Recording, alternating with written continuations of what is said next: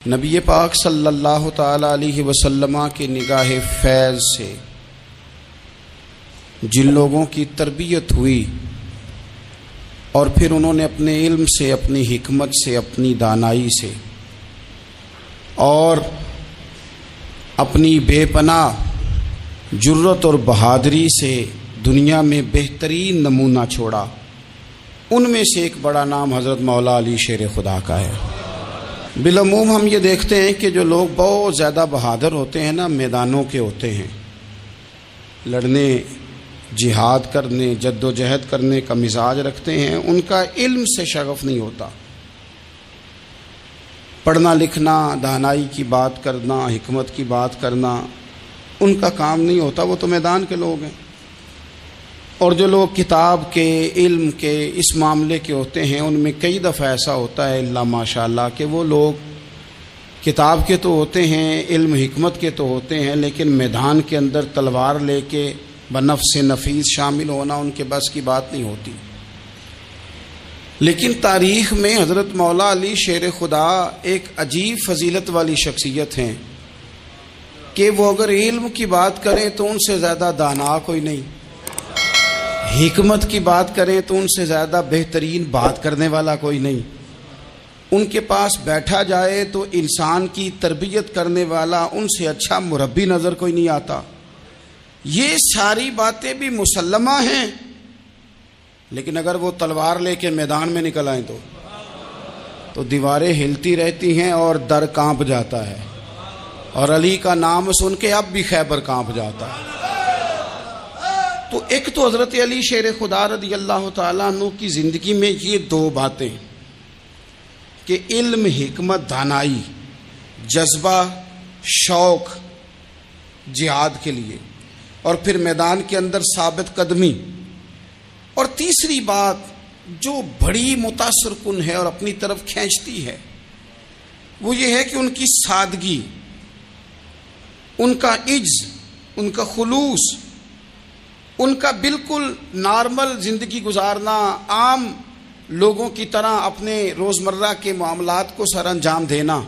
جو آدمی کسی غیر معمولی حیثیت کا مالک ہو جاتا ہے نا، اس کا اٹھنا بیٹھنا عام لوگوں جیسا نہیں رہتا، اس کا کچھ نہ کچھ پروٹوکول ہو جاتا ہے، کچھ نہ کچھ اس کی آؤ بھگت ہو جاتی ہے، دو چار لوگ اس کے لیے کھڑے ہونے لگ جائیں تو اس کے ذہن میں بھی بات آتی ہے کہ میں کچھ چیز ہوں، اللہ معاف فرمائے۔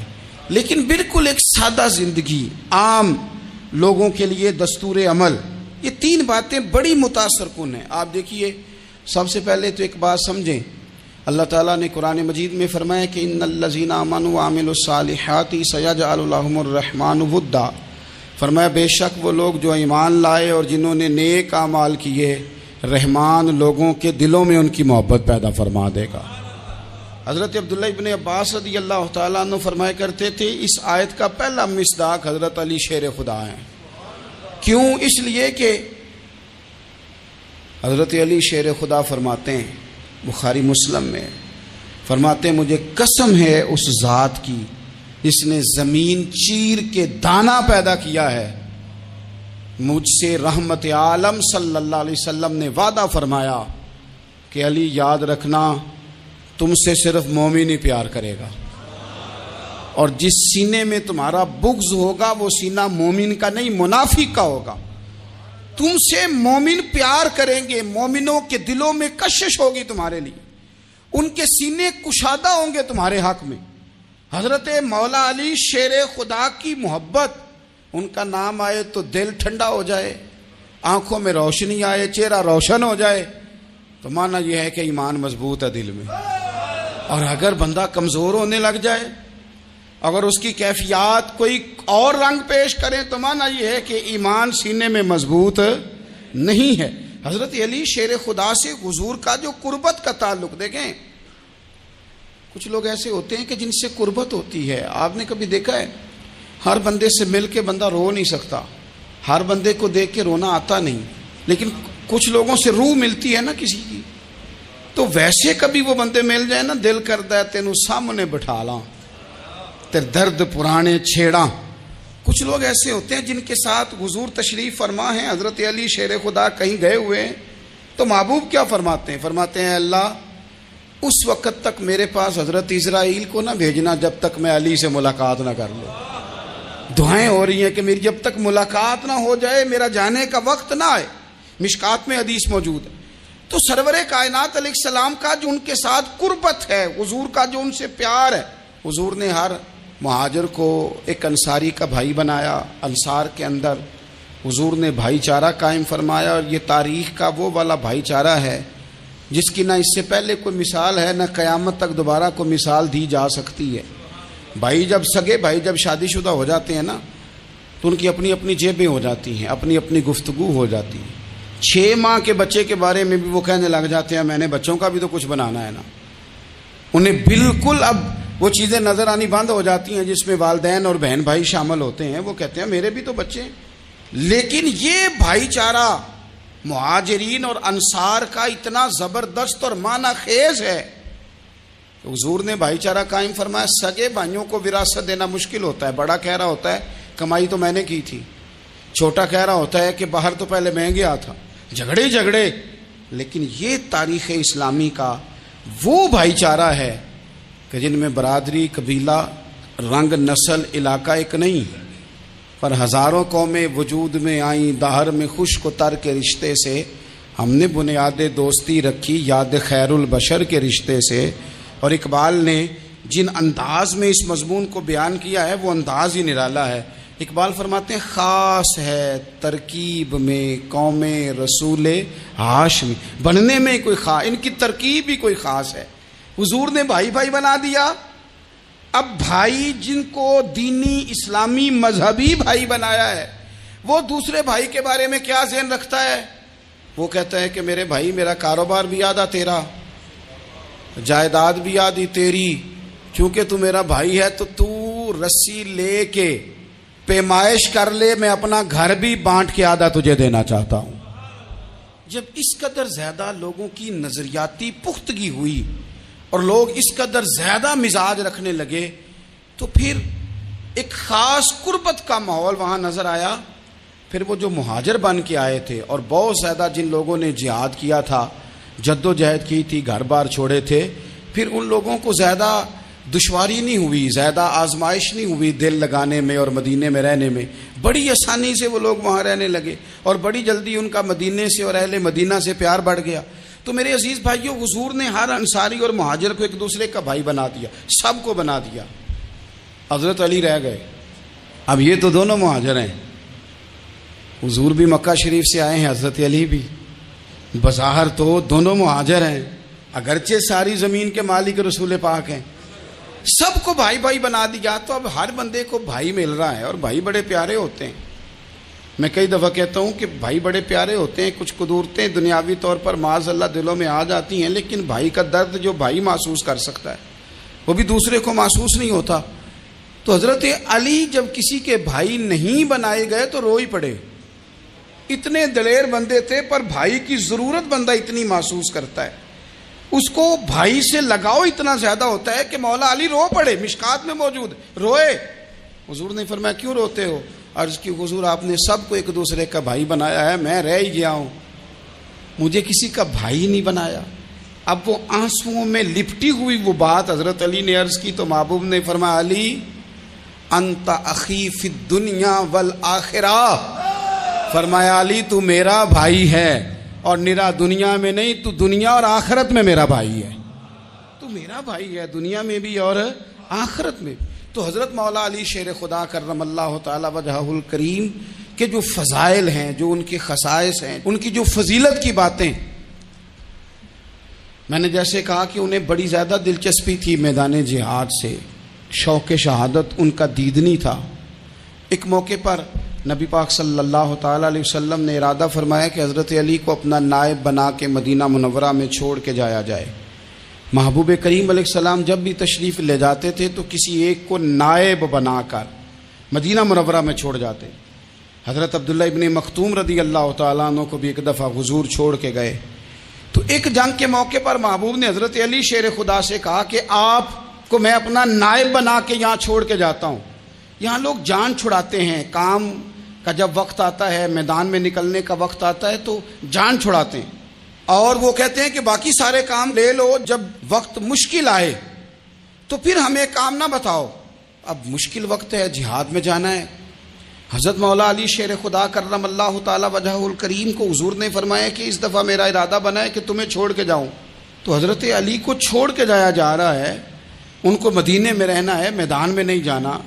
عام آدمی کتنا پسند کرتا ہے کہ میں آرام سے رہوں گا، لیکن حضرت علی کو اتنا شوق تھا میدان جہاد کا، اتنی تڑپ تھی ان کے دل کے اندر کہ عرض کرنے لگے یا رسول اللہ صلی اللہ تعالی علیہ وسلم، رو پڑے، کہنے لگے حضور ساری دنیا میدان میں جہاد کرے گی اور میں یہاں عورتوں اور بچوں کے پاس رہوں گا، میں یہاں عورتوں اور بچوں کے بیچ وقت گزاروں، حضور مجھے لے کے جائیں۔ تو وہاں بھی حضور نے محبت کی بات سمجھائی، فرمایا علی جب حضرت موسیٰ کوہ طور پہ گئے تھے تو اپنے بھائی جناب ہارون کو چھوڑ گئے تھے، تو تم بھی تو میرے لیے اسی طرح ہو نا جس طرح موسیٰ کے لیے ہارون تھے۔ لیکن فرمایا یہ یاد رکھنا میرے بعد نبی کوئی نہیں، حضرت موسیٰ بھی نبی ہیں اور جناب ہارون بھی نبی ہیں علیہم السلام، لیکن وہ انہیں چھوڑ کے گئے تھے، میں تمہیں چھوڑ کے جا رہا ہوں۔ کہ ایک بات اپنے ذہن کے اندر بٹھانا کہ میرے بعد کوئی نبی نہیں آئے گا۔ تو عزیز بھائی، حضرت مولا علی شیر خدا کا جذبہ جہاد۔ اچھا پھر میں نے دیکھا ہے جس زمانے میں اور آپ رہ رہے ہیں، اس زمانے میں لوگ کمزور ہوتے جا رہے ہیں نفسیاتی طور پر، ڈری ڈری سی باتیں لوگ کرتے ہیں، سہمے سہمے سے جملے بولتے ہیں، اور یہ ہر بندے کا اپنا الگ ڈر ہے۔ دانشوروں نے لکھا ہے کہ غریب آدمی کا ڈر تھوڑا ہوتا ہے اور جو اونچے عہدے پہ چلا جائے اس کا ڈر، یعنی زیادہ ہاتھ اپوزیشن کے نہیں بندے ہوتے، حکومت کے بندے ہوئے ہوتے ہیں۔ لوگوں کو ساتھ لے کے اپوزیشن نے نہیں چلنا ہوتا، حکومت نے چلنا ہوتا ہے۔ تو حکومت میں جب لوگ ہوتے ہیں تو ان کے اندر کمزوری آ جاتی ہے، جب آپ بڑے عہدے پہ چلے جاتے ہیں تو آپ کی مجبوریاں بھی بڑی ہو جاتی، ہر آدمی کہیں نہ کہیں کمزور پڑتا ہے۔ اور ہمارے ہاں تو لوگ ذرا بیمار ہو گئے تو گئے، اور آج کل جو سب سے بڑا مسئلہ ہے وہ یہ ہے کہ لوگ کیا کہیں گے، اور لوگوں نے بڑے بڑے لوگوں کو پاگل کر دیا ہے، بڑے بڑے لوگوں کو۔ ہمارے علماء نے ایک بات لکھی ہے کہ ایک دفعہ نا ایک استاد صاحب سبق پڑھانے کے لیے آئے تو طالب علموں نے ارادہ کیا کہ آج استاد جی کو بیمار کرنا ہے۔ یہ جو آپ کے مشیر ہوتے ہیں نا ارد گرد، ان کی پڑتال بھی بڑی ضروری ہوتی ہے کہ یہ خبر کون سی لے کے آ رہے ہیں اور یہ کس طرح سے گائیڈ کر رہے ہیں۔ ہمیں تنقید کرنے والا بندہ اچھا تو نہیں لگتا، لیکن تنقید کرنے والے جو ہوتے ہیں وہ ہمیں نکھارتے ہیں، وہ ہماری کمزوریاں جو ہمارے اپنے نہیں نکال سکتے وہ نکال کے ہمیں بتاتے ہیں کہ تم یہاں کمزوری کر رہے، اس کا نفع ہوتا ہے۔ طالب علموں نے ارادہ کیا ایک دفعہ، یہ ہم جو اتنی زیادہ توجہ کرتے ہیں نا لوگوں کی باتوں پہ، لوگ کیا کہیں گے، میں کئی دفعہ دوستوں سے عرض کرتا ہوں زیادہ وضاحتیں نہ دیا کریں، زیادہ وضاحتیں دینے سے بھی بندہ کمزور ہو جاتا ہے۔ ہر وقت کا انداز وضاحتوں کا اور ہر وقت دفاعی محاذ پہ نہیں کھڑے رہنا چاہیے۔ وہ ارادہ کر لیا لوگوں نے، طالب علموں نے، کہ استاد جی کو بیمار کرنا ہے، تو استاد صاحب چنگے بھلے اچھے بھلے صحت مند آئے، کلاس میں داخل ہوئے تو پہلا شاگرد کہتا ہے استاد جی خیر ہے، آنکھیں بڑی سرخ ہیں۔ میں چل دوڑ جا بیوقوف آدمی، میں بالکل ٹھیک ہوں، چل کلاس میں بیٹھ۔ چل تھوڑا سا آگے گئے تو دوسرا شاگرد، انہوں نے اب 10-15 نے ارادہ کیا ہوا تھا، دوسرا کہنے لگا خیریت ہے، بڑے کمزور کمزور لگ رہے ہیں۔ اس نے کہا میں بالکل ٹھیک ہوں، کمزور کا چل دوڑ جا اپنا کام کر۔ وہ تیسرے کے پاس گئے تو کہنے لگا استاد صاحب خیر ہے، آپ کے تو مجھے ہاتھ بھی کامتے دکھائی دے رہے ہیں۔ اس نے کہا اچھا واقعی۔ اب چوتھے نے بھی یہی بات کی، پانچویں نے یہی بات کی، تو آدھا گھنٹہ گزرا تو استاد جی کو سچ مچ بخار چڑھ گیا، تو چھٹی پہ چلے گئے۔ کیوں؟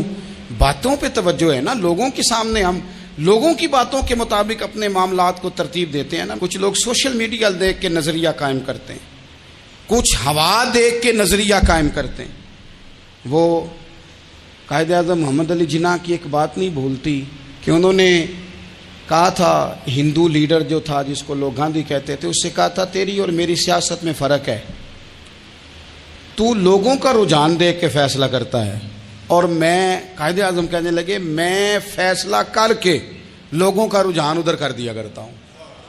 یہ کمال ہوتا ہے کسی شخص کا کہ اس کا اپنا نظریہ غالب آئے، بجائے اس کے کہ وہ دیکھے آج کل لوگ کیا کہہ رہے ہیں تو لہذا میں اس طرح کا ڈل جاؤں۔ لوگ تو ایک وقت کے لیے کچھ کہتے ہیں، پھر اگلے 4 گھنٹوں میں کچھ اور کہتے ہیں۔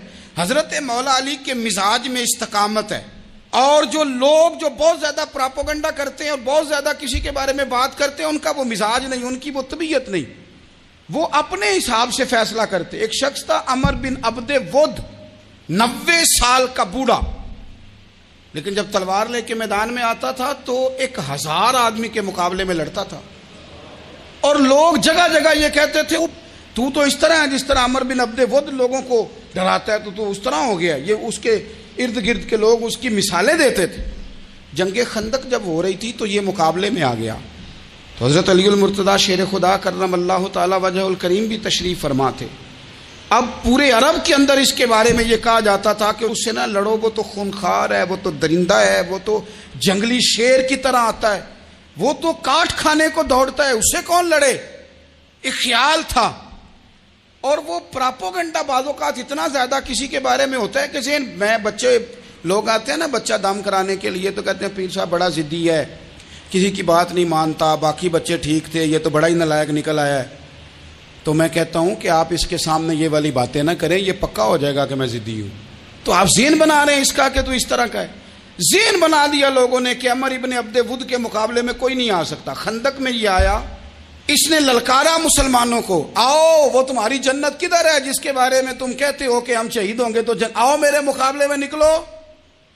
جب اس نے پہلی دفعہ للکارا تو ابھی بات ختم نہیں ہوئی تھی کہ مولا علی تلوار لے کے اللہ اکبر کہتے کھڑے ہو گئے۔ حضور نے فرمایا بیٹھ جاؤ، حضرت علی پھر بیٹھ گئے۔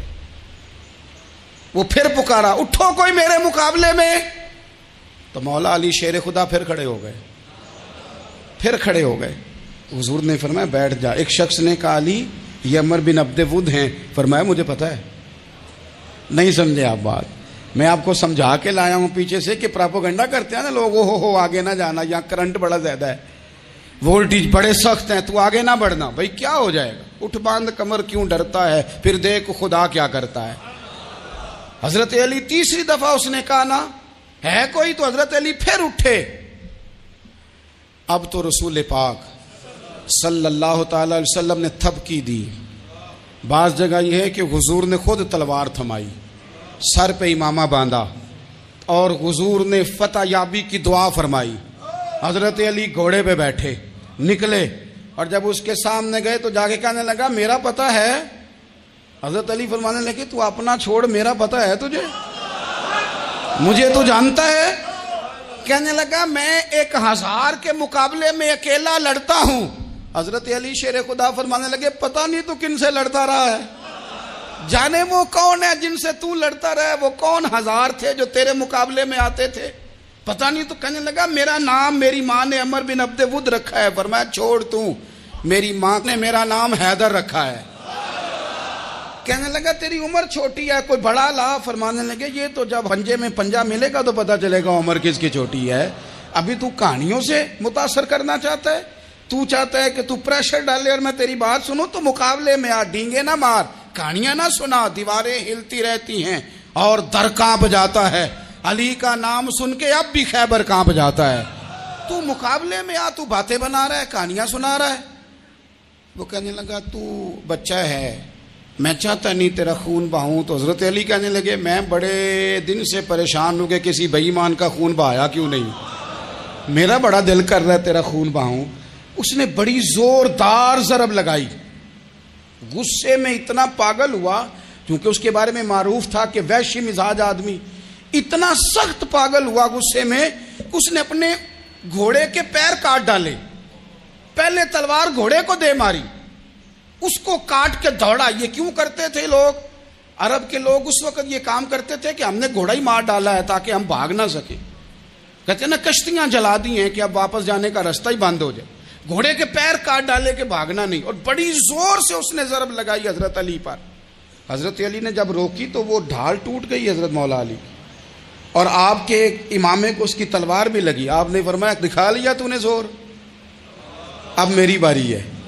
حضرت مولا علی شیر خدا کا قد بظاہر چھوٹا تھا، صحابہ کہتے ہیں ہم دور سے دیکھ رہے تھے، اللہ اکبر کہہ کے تھوڑا سا زمین سے وہ اٹھے، تھوڑا سا اٹھے، اور پھر دوبارہ نہیں انہیں تلوار چلانی پڑی، ایک ہی ضرب لگائی اور اس کے 2 ٹکڑے کر کے اسے زمین پہ پھینک دیا۔ تو عزیز دوست آپ یاد رکھیں گے اس بات کو کہ اپنی زندگی کے اندر مروب ہونا چھوڑ دیں، روب میں ہو۔ تاتاریوں نے مسلمانوں کو مروب کر لیا تھا، روب ڈال لیا تھا کہ ہم بہت بڑے لوگ ہیں. یہی آج ہمارے ساتھ بہت سارے لوگ کرتے ہیں. دلوں میں روب آ جاتا ہے امیر رشتہ دار کا، فلانے کا، پھر وہ جو مرضی کرتا ہے. تاتاریوں کی ایک بی بی وہ کیا کرتی، وہ 9-10 مسلمان نوجوانوں کو سڑک پہ کھڑا کر جاتی، کہتی ادھر کھڑے ہونا، میرے آنے تک ہلنا نہ. جوان ہے لیکن روب ہے نا کہ یہ بڑے وحشی ہیں. اکیلی بی بی اندر جاتی، تلوار لے آتی، اور وہ کھڑے ہیں، وہ بھاگے بھی نہیں، اتنا ڈر گئے، ٹانگیں کانپ رہی ہیں، بھاگنے کی بھی جرت نہیں کر رہے. تسلی سے گئی ہے، تلوار لے کے آئی ہے، اور اس نے 9 جوان مسلمانوں کے گلے کاٹ دیے. اس روب سے نکلیں باہر. نوجوانوں سے کہتا ہوں نکلو. اور جن لوگوں نے دنیا میں انقلاب برپا کیا وہ غریب گھروں کے تھے.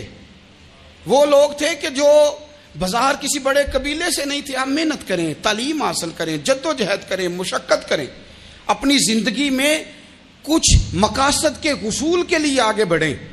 اور اگر آپ کہیں کہ دائیں بائیں میرے فلاں آدمی مجھے یہ مشورہ دے رہا ہے، تو کچھ لوگ دنیا میں باتیں کرنے آئے ہیں، انہوں نے باتیں کرنی ہیں اور بڑا فائدہ ہوتا ہے. ان کو باتیں کر لینے دیں، ان کو کرتے رہنے دیں.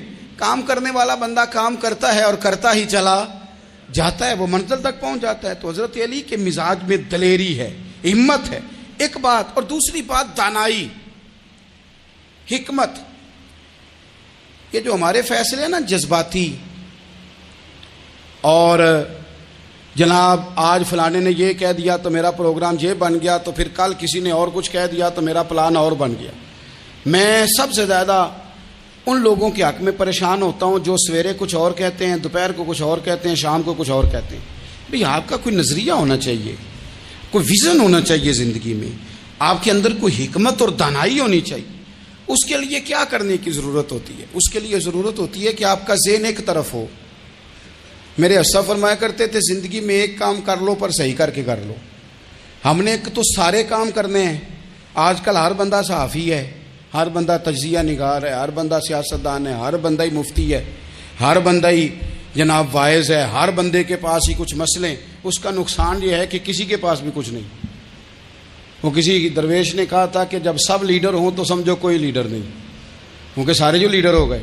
میرے عزیز ایک طرف ذہن کو رکھیں اور اپنے اس کام میں کمال پیدا کریں. حضرت مولا علی شیر خدا کو اللہ نے حکمت دی تھی. نبی پاک صلی اللہ تعالی وسلم کے صحابی حضرت عبداللہ ابن مسعود رضی اللہ تعالیٰ عنہ فرماتے ہیں، امام ابو نعیم نے لکھا ہے کہ حضرت عبداللہ ابن مسعود فرماتے ہیں نبی پاک صلی اللہ علیہ وسلم نے فرمایا اگر حکمت کے 10 حصے کیے جائیں نا، دانائی کے 10 حصے کیے جائیں، تو اس میں سے 9 حصے اللہ تعالیٰ نے حضرت علی کو عطا فرمائے ہیں، اور ایک حصہ باقی لوگوں کو ملا ہے. دانا تھے، معاملہ فہم تھے. کچھ بندے بڑے منافق قسم کے تھے، تو حضرت علی اذان ہو گئی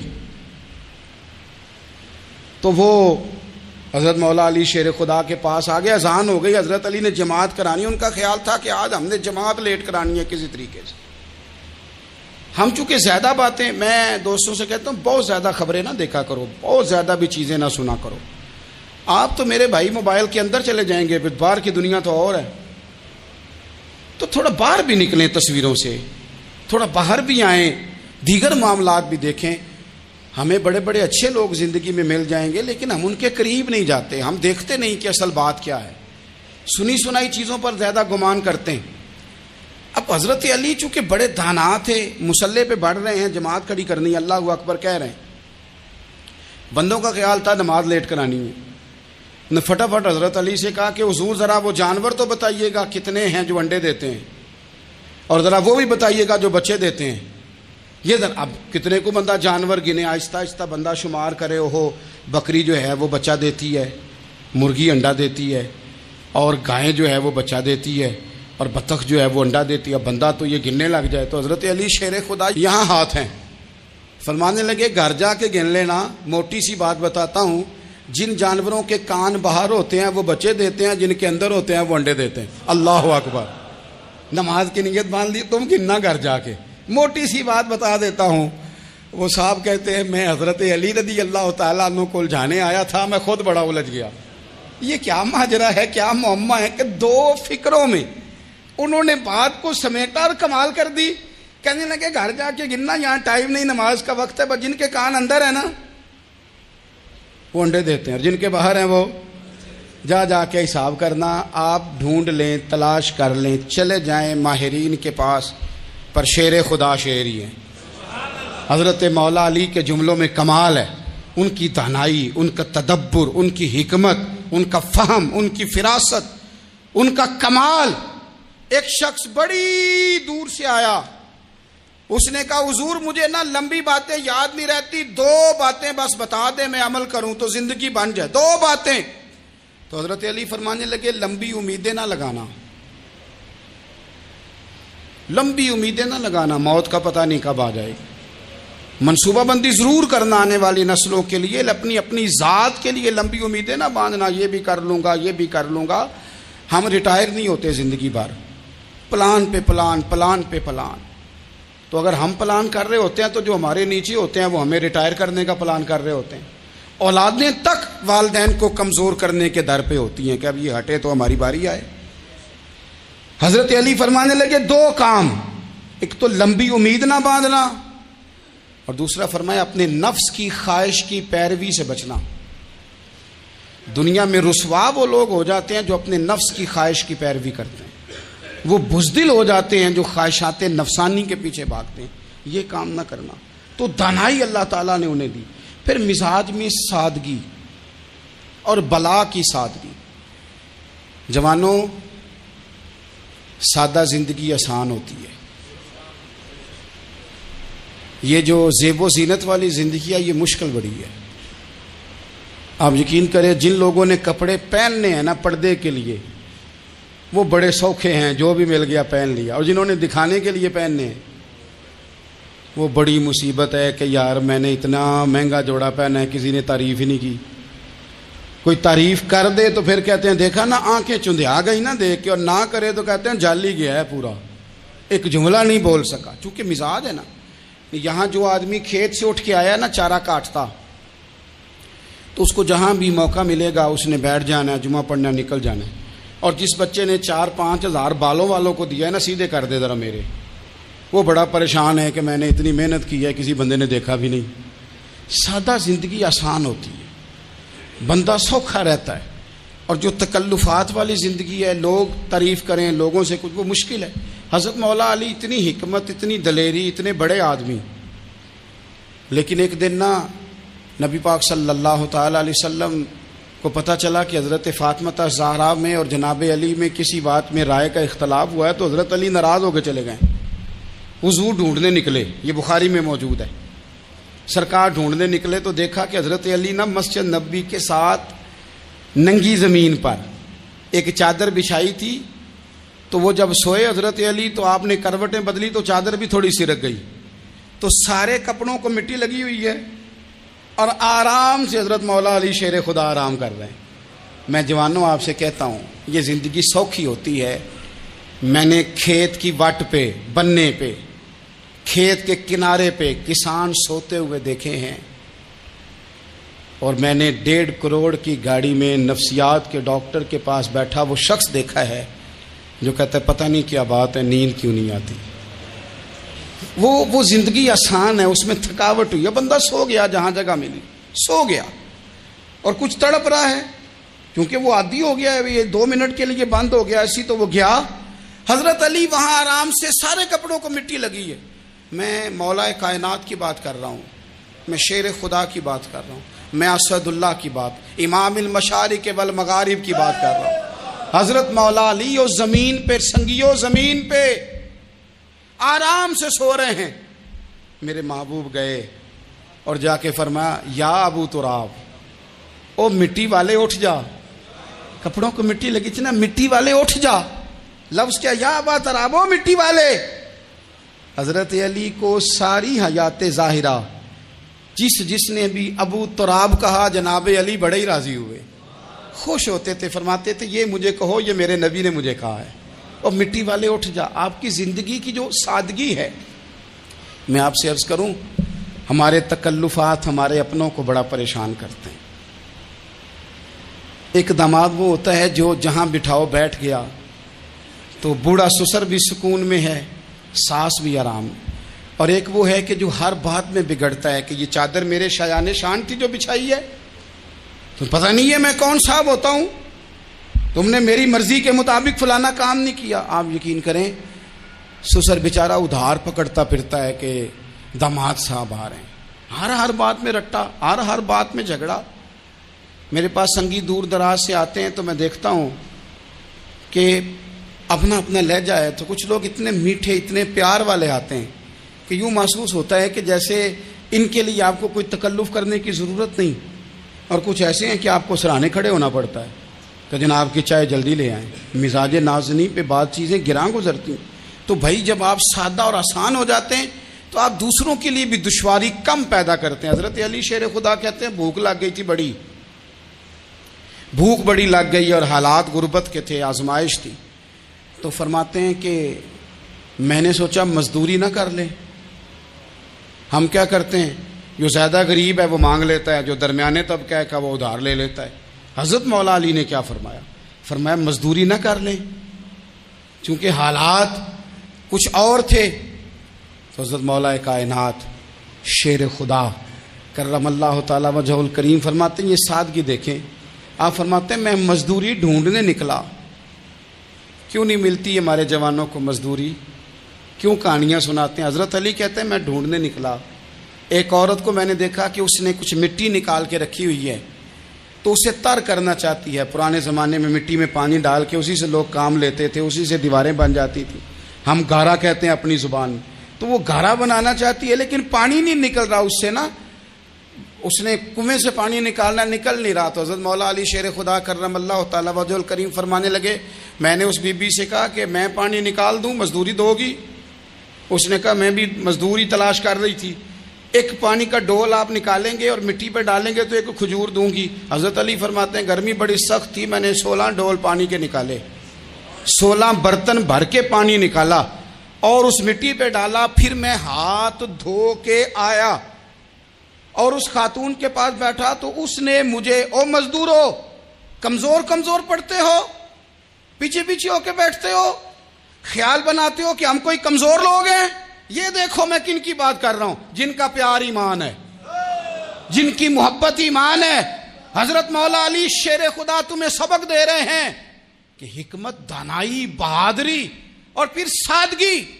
مجھ سے کئی دفعہ لوگ پوچھتے ہیں آپ کے والد صاحب، تو میں نے کبھی جھجک کے نہیں بتایا، نہیں میرے ابا پروفیسر نہیں تھے، میرے ابا پیر نہیں تھے، میرے والد صاحب جو تھے وہ عالم نہیں تھے. لیکن مجھے فخر ہے جب ان کا انتقال ہوا اور میں انہیں غسل دے رہا تھا تو اس وقت بھی ان کے ہاتھوں پہ چھالے تھے، اس لیے کہ وہ مزدور تھے، وہ محنت کرتے تھے. انہوں نے جیبیں کاٹ کے روٹی نہیں کھائی، انہوں نے ہمیں جو کما کے کھلایا ہے وہ محنت اور مزدوری کا ہے. میں ناز سے کہا کرتا ہوں الحمدللہ میں کسان کا بیٹا ہوں، میں اس کا بیٹا ہوں جو دھرتی کا سینہ چیر کے اناج اگاتے تھے. اور میں نے دیکھا ہے کہ جب بڑولے میں میری اماں گندم بھرنے لگتی تو میرے والد صاحب فرماتے تیاں دا حصہ بھی کٹ لئی، غریباں دا بھی کٹ لئی، فلاں دا بھی. تے فلاں آدمی دی گندم عید کی تھوڑی ہوئی ہے، کو 2 بوریاں ادھر بھی بھیجنی ہے. تو وہ جو غریبی کی سخاوت تھی اور وہ جو سادگی کی سخاوت تھی، اس کے اندر جو رانائی تھی اور اس کے اندر جو جذبہ اور شوق تھا، مزدور کا بیٹا پیچھے جاتا ہے اور وہ گھبرا کے زندگی گزارتا ہے. تمہیں تو سر اٹھا کے جینا چاہیے. اس لیے کہ حضرت مولا علی شیر خدا کہتے ہیں میں مزدوری کر کے کھجوریں کما کے لایا، اور لا کے نہ تو میں نے اکیلے نہیں کھائیں وہ، کیونکہ قحط کا دور تھا، حالات اور تھے. فرماتے ہیں لا کے حضور کو پیش کی. میں نے کہا حضور یہ کھجوریں ہیں. تو کریم نے پوچھا کہاں سے آئی ہیں؟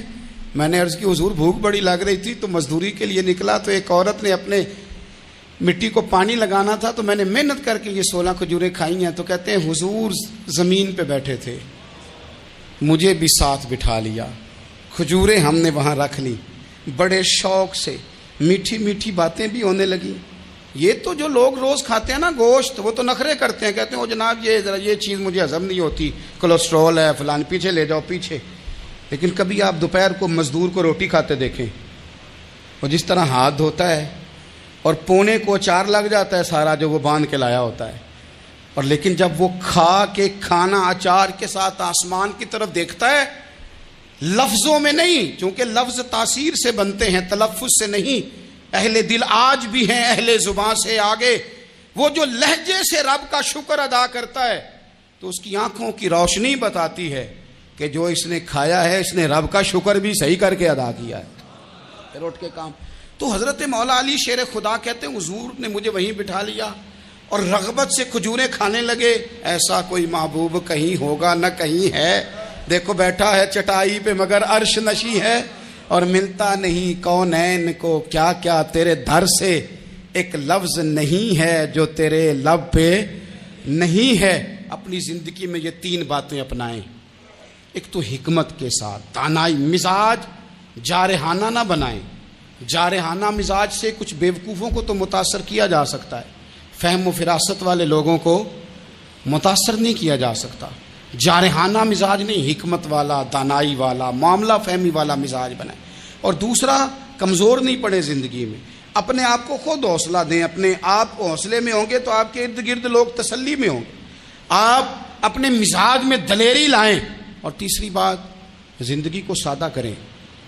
یہ سادہ ہوگی آپ کے لیے، آپ کے گھر والوں کے لیے، سب کے لیے آسانی ہو۔ جو آدمی گھر جاتا ہے اور مصیبت کھڑی کر دیتا ہے نا، میں آ گیا ہوں، تو اس کے گھر والے بھی بڑے پریشان ہیں۔ اس کے بچے یہ دعا نہیں کرتے ابا جی گھر آئیں، بلکہ یہ دعا کرتے ہیں کہ یہ آئے ہیں تو اللہ جانے کب جائیں گے۔ تو آپ سادگی اپنی طبیعت میں لائیں، مزاجوں میں۔ تو حضرت ملا رومی رحمۃ اللہ علیہ نے لکھا ہے کہ ایک قوم ایسی تھی کہ ان کا بادشاہ کہتا تھا کہ یار میں جو بھی ظلم کرتا ہوں یہ اٹھتا ہی نہیں، جیسے میں چاہتا ہوں کر جاتا ہوں، جاگتا ہی نہیں۔ تو شہروں کے دروازے ہوتے تھے، اس نے کہا کہ ایک ایک بندہ دروازے پہ کھڑا کرو، جو آدمی اندر داخل ہو 20 جوتے مارو، اور جب باہر نکلے پھر مارو۔ اس کا خیال تھا کہ یہ جاگ جائیں گے، یہ مجھے کہیں گے کہ کیوں میں جوتے لگ رہے ہیں، آپ برداشت کرتے نہیں، مہنگائی ہو جائے تب بھی برداشت کرتے ہو، جو ہو جائے۔ اس نے کہا شاید جاگ جائیں۔ وہ 1 مہینہ تو ساری قوم اسی طرح جوتے کھا کے آتی جاتی رہی۔ تو عارف رومی کہتے ہیں کہ ایک دن وہ نا سیانے بندے، منتخب لوگ جمع ہو کے بادشاہ کے پاس آئے۔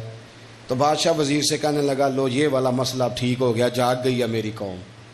اب یہ مجھ سے کہیں گے کہ کیوں جوتے مرواتے ہو، تو میں کہوں گا تمہیں جگانا تھا، تو تم جاگ جاؤ، میں مر گیا تو پیچھے لوگ تمہارے اوپر ظلم کریں گے۔ وہ سارے بندے آئے تو آگے کہنے لگے بادشاہ سلامت، ایک گزارش کرنی تھی۔ کہا کیا؟ کہنے لگے وہ ذرا جوتے مارنے والوں کی تعداد بڑھا دیں، ہمیں لائنوں میں لگنا پڑتا ہے، تو دفتروں سے لیٹ ہو جاتے ہیں، ڈیوٹیوں، تو بندے ذرا بڑھا دیں وہاں۔ تو بادشاہ کہنے لگا اوہو، اب نا میرا مزاج نہیں، لیکن مجھے ایسے لگتا ہے کہ ہم بھی نا الا ماشاء اللہ، ہم بھی کہتے ہیں مارو صحیح جوتے پر، ذرا لائن میں نہ لگاؤ، الگ الگ کر کے، اکیلے اکیلے کر کے۔ سنو، بزدل قومیں دنیا میں اپنی آنے والی نسلوں کو غلام بنا جاتی ہیں۔ گڑھے کھود رہے ہیں ہم اپنے پوتوں اور نواسوں کے لیے۔ جتنا ظلم میں اور آپ سہ رہے ہیں، اس سے 11 گنا اگلی نسلیں سہیں گی، یاد رکھنا۔ کسی نے کہا تھا حضرت علی سے کہ اگر ساری نسل قربان ہو گئی تو کیا کرو گے؟ تو مولا علی کہنے لگے ایک سیزن کی فصل دے کے اگر قیامت تک کی ساری فصلیں بچ جائیں تو سودا مہنگا نہیں، ایک فصل ضائع کر کے آنے والی بچ جائے تو سودا مہنگا۔ کسی نے تو آگے بڑھنا ہے نا، کسی نے تو۔ یہ قصور میں 3-4 بچے پھر قتل ہو گئے، کل کی بات ہے نا، ابھی زینب کو لوگ بھولے نہیں اور ایک نیا مسئلہ بن گیا۔ خدا را کب تک، کس وقت تک، کب تک یعنی یہ نظام چلے گا؟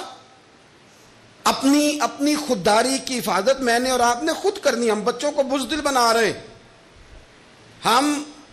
ہمارے تو ایک گنڈا ہوتا ہے تو کئی شہروں کو اس نے آگے لگایا ہوتا ہے، کوئی پوچھنے والا نہیں۔ اگر آپ کے اندر، میرے اندر حفاظت خودداری نہیں جاگے گی، خبردار جی بچوں کو دھوپ لگتی ہے تو یہ تو پھر ایسے ہی رہیں گے۔ سنو حدیث مبارکہ، ترمذی کی حدیث ہے، صلی اللہ تعالی نبی کریم صلی اللہ، یہ حدیث پاک نہ کہیں دل کی تختی پہ لکھ لینا، یہ ترمذی شریف میں موجود ہے، یہ کہیں دل کی تختی پہ لکھ لینا۔ حضور نے فرمایا من قتل دون مالہ فہو شہید۔ کیا خوبصورت انداز ہے میرے نبی پاک۔ حضور فرمانے لگے جو شخص اپنے مال کی حفاظت کرتا کرتا مر گیا وہ عام موت نہیں مرا، شہادت کی موت مرا ہے۔ ایسے کر کے پلیٹ میں رکھ کے نہیں چور کو دے دینے پیسے۔ ہاں اگر آپ نہتے ہیں، اس کے پاس اسلحہ ہے تو پھر بات اور ہے، پھر جان بچانے کی اہمیت زیادہ ہے، لیکن آپ طاقت کٹھی کریں۔ یہ کیا بات ہوئی کہ چور آیا اور لے کے چلا گیا؟ فرمایا من قتل دون مالہ فہو شہید، جو اپنے مال کی یعنی جائز پیسے اس نے کمائے ایسے ہی کو لے جائے، فرمایا جو اپنے مال کی حفاظت کرتے ہوئے مر گیا، تمہارے نبی کا وعدہ ہے وہ شہادت کی موت مرا، گویا اللہ اسے بغیر حساب کتاب جنت عطا کرے گا۔ اور حضور فرمانے لگے وَمَنْ قُتِلَ دُونَ دَمِهِ فَهُوَ شہید، فرمایا جو آدمی اپنی جان کی حفاظت کرتے ہوئے مر گیا، کسی نے اس پر حملہ کیا، اس نے جان بچائی، لڑا اور مر گیا، عام موت نہیں مرا، حضور فرماتے ہیں میرا وعدہ ہے وہ شہادت کی موت گیا۔ سیاستہ کی روایت پڑھ رہا ہوں، اور حضور فرماتے دینہی فہو شہید، جو اپنے مذہب کی حفاظت کرتے ہوئے مرا۔ ذرا ترتیب دیکھو، پہلے نمبر پہ حضور نے مال کا نام لیا ہے، دوسرے نمبر پر رسول کریم علیہ السلام نے جان کا نام لیا، اور دین کا نام تیسرے نمبر پہ لیا ہے۔ فرمایا جو اپنے دین کی حفاظت، گویا مال بچانا یہ بھی ایمان ہے، جان بچانا یہ بھی ایمان ہے، اور فرمایا جو دین کی حفاظت کرتے مرا وہ بھی شہید ہے۔ اور پھر میرے رسول کریم فرمانے لگے وَمَنْ قُتِلَ دُونَ أَهْلِهِ فَهُوَ شہید، فرمایا جو اپنے بال بچوں کو بچاتے بچاتے مر گیا، اللہ اسے بھی شہادت کا درجہ عطا کرے گا۔ جو شخص مال بچاتے دنیا سے چلا گیا وہ بھی شہید، تو جان بتاتے چلا گیا وہ بھی، تو پلیٹ میں رکھ کے دینا شروع کر دیا سارا کچھ پلیٹ میں۔ فرمایا جو آدمی اپنی جان بچاتے چلا گیا شہید، دین بچاتے چلا گیا شہید، گھر والوں کو بچاتے چلا گیا۔ نبی کریم علیہ السلام کی خدمت میں ایک صحابی نے عرض کی حضور اگر کو میرا مال چھیننا چاہے تو حضور نے فرمایا مقابلہ کر، مسلم شریف کی حدیث ہے، مقابلہ کر۔ عرض کی حضور اگر اس نے مجھے قتل کر دیا تو حضور فرمانے لگے رب تجھے شہادت کا درجہ دے گا۔ عرض کی یا رسول اللہ اگر میں نے اسے قتل کر دیا تو حضور فرمانے لگے پھر رب اسے جہنم میں ڈال دے گا، تجھے شہادت ملے گی شہادت، اور اسے دوزخ ملے گی۔ ہمت پیدا کرے، دلیری پیدا کرے۔ اللہ تعالیٰ نے قرآن مجید میں ارشاد فرمایا ہے کہ النبی اولیٰ بالمؤمنین من انفسہم، فرمایا یہ نبی مسلمانوں سے ان کی جانوں سے بھی زیادہ قریب ہیں۔ وازواجہ امہاتہم، اور ان کی بیویاں مومنوں کی مائیں ہیں۔ نبی پاک صلی اللہ تعالیٰ علیہ وسلم کی تمام ازواج مطہرات مومنوں کی مائیں ہیں۔ مومنوں کا ان کے ساتھ خصوصی تعلق محبت ہونا چاہیے، رشتہ عقیدت ہونا چاہیے۔ اپنی ان ماؤں کے ساتھ مسلمانوں کی دلچسپیاں بڑی خوبصورت ہونی چاہیے۔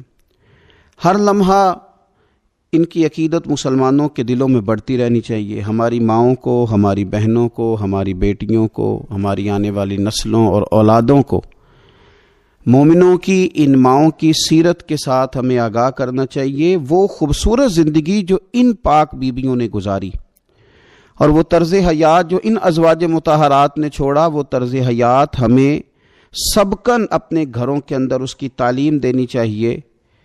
اکثر سیرت نگاروں کے نزدیک سیدہ طیبہ طاہرہ حضرت خدیجہ الکبریٰ رضی اللہ تعالی عنہا کا یوم وصال رمضان المبارک میں ہے، اور بعض نے لکھا رمضان المبارک کی 10 تاریخ کو ہے۔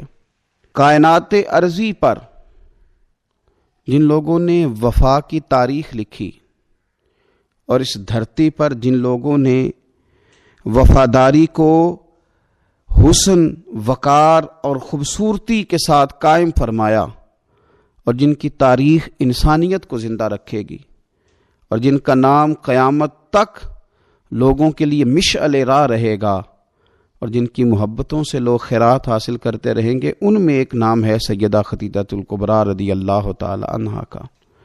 حضرت خدیجہ الکبریٰ رضی اللہ تعالی عنہا نبی پاک صلی اللہ تعالی علیہ وسلم کی سب سے پہلی زوجہ ہیں، اور یہ وہ خوبصورت خاتون ہے جن کی موجودگی میں نبی پاک علیہ السلام نے دوسرا نکاح نہیں فرمایا۔ یہ حضور کے نکاح میں آئیں، اور 25 سال انہیں حضور علیہ السلام کے ساتھ رفاقت کا شرف حاصل رہا۔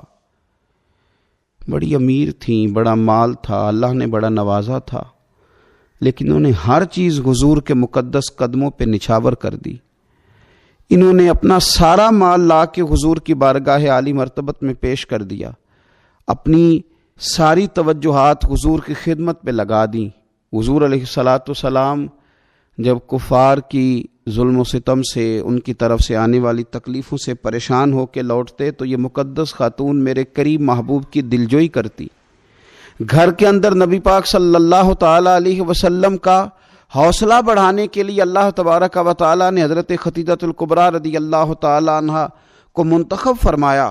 آپ حضور علیہ الصلاۃ والسلام کی خدمت کرتی، حضور سے محبت کرتی، حضور کی ساری اولاد سوائے ایک صاحبزادے کے حضرت خدیجہ الکبریٰ کے بطن نور سے ہوئی۔ اس ملکہ نے امیری چھوڑ کے حضور کے ساتھ فقیری کی، صبحیں بتائیں، شامیں بتائیں، جن کے لیے بہت ساری کنیزیں خود خدمت کرنے کے لیے موجود رہتی تھی۔ اس خاتون نے پھر اپنے دست مبارک سے حضور کی خدمت کی، کھانا پکایا، کپڑے دھوئے، ڈیوٹیاں کی، قربان جائیں۔ حضرت عائشہ صدیقہ رضی اللہ تعالی عنہ فرماتی ہیں میں نے رشک کیا ہے ساری زندگی حضرت خدیجہ الکبریٰ پر۔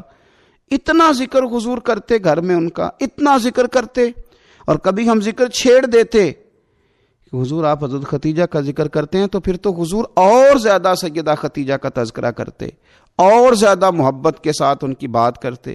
یارو کبھی آپ غور کریں کہ یہ وہ عظیم خاتون ہے کہ جن کی سہیلیوں کے ساتھ بھی حضور اچھا سلوک فرماتے، ان کی سہیلیوں کو تحفے بھیجتے، کھانا پکا پکا کے ان کے گھروں میں روانہ کرتے، ان کا پیار کے ساتھ ذکر کرتے، ان کا تذکرہ کرتے۔ آپ کو بخاری مسلم میں حدیث ملے گی، حضرت ابو ہریرہ رضی اللہ تعالیٰ عنہ ارشاد فرماتے ہیں کہ حضرت جبریل امین علیہ السلام حضور کی خدمت میں حاضر تھے، تو حضرت خدیجہ الکبریٰ رضی اللہ تعالیٰ عنہ کھانا پکا کے لا رہی ہیں، تو حضرت جبریل امین علیہ السلام عرض کرنے لگے یا رسول اللہ یہ خدیجہ کھانا لے کے آ رہی ہے، اس کے برتن میں آپ کے لیے کھانا ہے، سالن ہے۔ حضور جب خدیجہ آ جائے تو اسے اس کے رب کا سلام کہہ دیجئے گا، رب نے ان کے لیے سلام بھیجا ہے، انہیں اللہ کا سلام کہہ دیجئے گا، رب کریم نے سلام بھیجا ہے۔ اور فرمایا رب کریم نے ان کے لیے جنت میں ایک گھر بنایا ہے اور میں اس کی بشارت دینے آیا ہوں، وہ موتیوں سے بنا ہوا گھر ہے جس کے اندر کوئی شور نہیں ہوگا، کوئی تکلیف نہیں ہوگی، جو رب کریم نے سیدہ خدیجہ الکبریٰ کے لیے بنایا۔ بڑا بڑا لوگ مدر ڈے مناتے ہیں، ماؤں کا دن مناتے ہیں، ماؤں کے لیے لفظ کہے جاتے ہیں، شعر کہے جاتے ہیں، پھول بھیجے جاتے ہیں، پیار کی بولی بولی جاتی ہے۔ کائنات میں اگر لوگوں نے مدر ڈے منانا ہے، ماں کا دن منانا ہے، تو سیدہ خدیجہ الکبریٰ کا دن منایا جائے، اس ماں کا دن منایا جائے جس نے ماؤں کا وقار بلند کیا، اس عظیم خاتون کا دن منایا جائے جس نے لوگوں کو بتلایا کہ کائنات میں وہ بیویوں جن کے خاوند، جن کے شوہر دنیا میں کوئی بڑا کام کر رہے ہیں، وہ عورتیں اپنا کردار اس طرح کا بنائیں کہ وہ معاون بن جائیں، وہ مددگار بن جائیں۔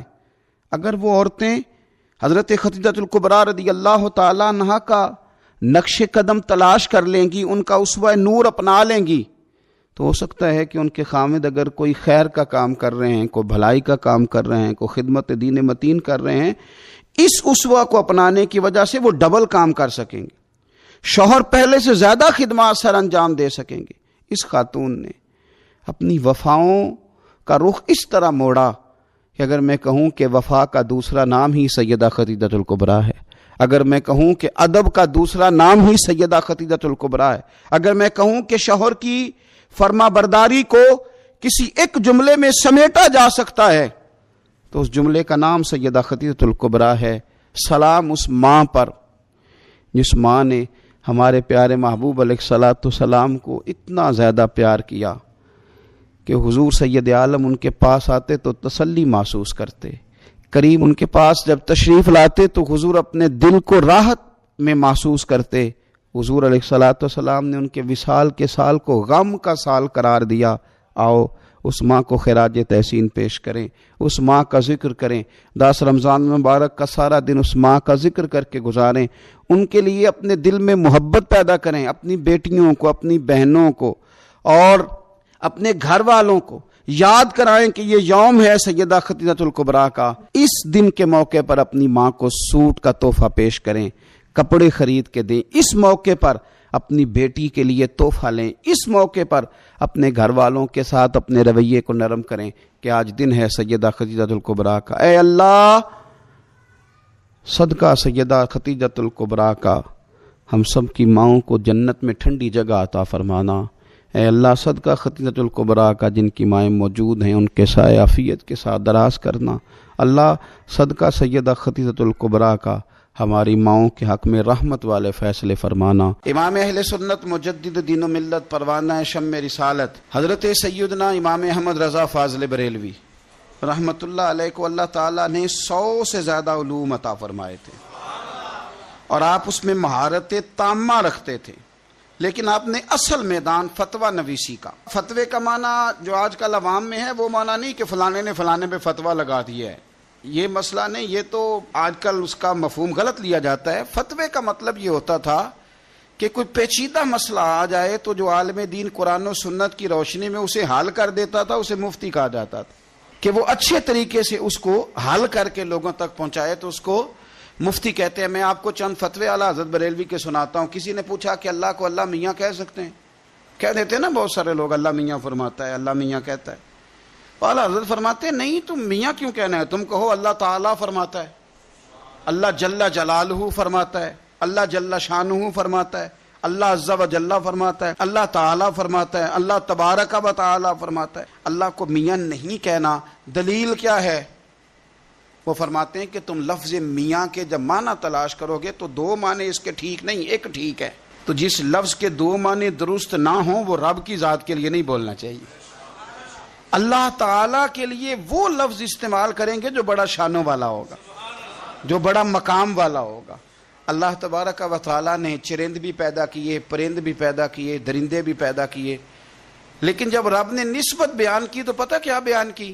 یہ جتنے جانور آپ کو گلیوں میں نظر آتے ہیں پیدا تو سارے اللہ نے کیے ہیں نا، لیکن رب نے جب نسبت بیان کی تو اس کو سمجھیں، فرمایا فلا و ربی کا، اے محبوب مجھے تیرے رب کی قسم ہو، اے محبوب مجھے تیرے رب کی قسم ہو، اپنی نہیں کہا، محبوب مجھے تیرے رب کی قسم ہو۔ اب یہاں جو خاص نفاست ہے اور جو ایک بہترین محبت کا نقطہ ہے اس کو سمجھے، محبوب مجھے تیرے رب کی قسم ہو۔ تو اعلیٰ حضرت فاضل بریلوی فرماتے ہیں اللہ کی طرف جب نسبت کرنی ہے تو اعلیٰ چیز کی کرنی ہے، یہ نہ کہو کہ معاذ اللہ جانوروں کے رب، اللہ رب ہے، پر جب دعا مانگو تو کہو اے امام حسین کے رب، اے امام حسن کے رب، اے مولا مرتضیٰ کے رب، اے سیدہ عائشہ کے رب، پھر تمہارا یہ رنگ ہو۔ ہم نا بچپن میں جب اسکول میں نظم پڑھتے تھے تو حمد پتہ کیا ہوتی تھی؟ رب کا شکر ادا کر بھائی جس نے ہماری گائے بنائی۔ بھئی اللہ نے گائے بنائی اور کچھ نہیں بنایا، اب یہ نظم ہے۔ اعلیٰ حضرت نے بھی حمد لکھی، لیکن فرماتے ہیں جب رب کریم کے لیے نسبت کرنی ہے تو اعلیٰ چیز کی کرنی، پھر کمزور نہیں۔ اعلیٰ حضرت نے حمد لکھی، اب یہاں حمد کیا ہے؟ رب کا شکر ادا کر بھائی جس نے ہماری گائے بنائی۔ تو اعلیٰ حضرت جب اللہ کی حمد لکھنے لگے تو انہوں نے گنبد خضرا کی طرف منہ کیا، اب اللہ کی حمد لکھتے ہیں، کہتے ہیں وہی رب ہے جس نے تجھ کو ہمتن کرم بنایا اور ہمیں بھیک مانگنے کو تیرا آستان دکھایا، تجھے حمد ہے خدایا، تجھے حمد ہے خدایا۔ وہی رب ہے جس نے تجھ کو، یعنی یہ نہیں کہا کہ گائے کی طرف نسبت کرو، کہنے لگے اللہ نے جو شے سب سے شان والی بنائی ہے وہ مدینے والے رسول ہے، لہذا ہم رب محمد کہیں گے، ہم رب مصطفیٰ کہیں گے صلی اللہ علیہ۔ وہی رب ہے جس نے تجھ کو ہمتن کرم بنایا، ہمیں بھیک مانگنے کو تیرا آستان دکھایا، تجھے حمد ہے خدایا، تجھے حمد ہے خدا۔ تو اعلیٰ حضرت کو جب پوچھا جاتا ہے اللہ کی ذات کے بارے میں تو پھر وہ کہتے ہیں کہ وہ جتنا شان والا ہے تم کوشش کرو لفظ بھی اتنا شان والا تلاش کرو۔